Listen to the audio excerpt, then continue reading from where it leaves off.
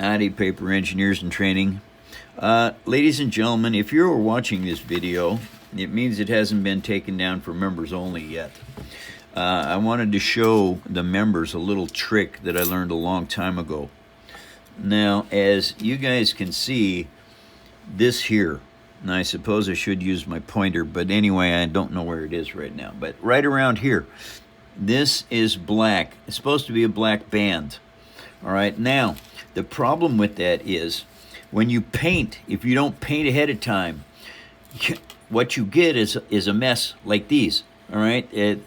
Messed up paint on the black. Now, if you take a piece of this construction paper at the diameter that you need, at the width you need, these are 1/8" strips. Now, what I'm going to do is I'm going to glue these right on here. Now, you can see this one a little bit, not bad. Now, I'm going to show you how well this works. Now, when you look at your paper, because you've marked this with a pencil, you either have to wipe the pencil line off or you have to put the pencil line up against whatever it is you're building over, because then your pencil lines disappear. And that's something I learned the hard way over many years of doing this. Goofing up and forgetting. Okay, so now, all right. This goes on here like that. Oops. And you hold it down and you just pull it a little bit tight. That's all you have to do. Not much, just a little tiny bit. Once your glue sets up, and we'll actually start holding that.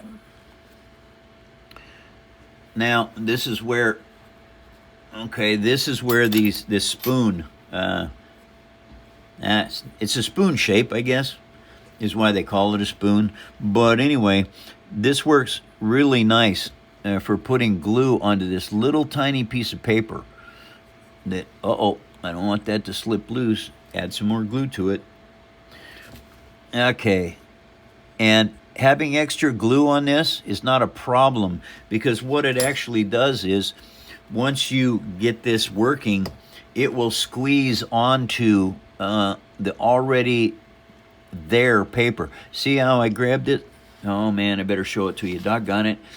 I grabbed this with my tweezers and I wrap it around here. I push it into place and then I just kind of pull it up tight and go right over top of the piece that's already there.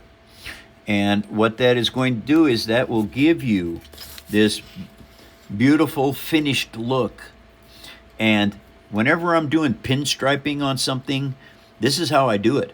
I will take regular old junk mail and I will color it with a Sharpie, whatever color it is that I need. And then I will cut these 1/16 and 1/8 inch and 32nd of an inch wide strips. The smaller the strip is, the easier it'll bend around a curve. These work really well. And so now what I've done is I've got 3 of these completely finished. This is all I had to do. I've got to paint this. Oh, see what happens when you get glue on your fingers? It picks up stuff you don't want it to pick up. Anyway, that's why you keep your fingers clean. Okay, what? No earthquakes.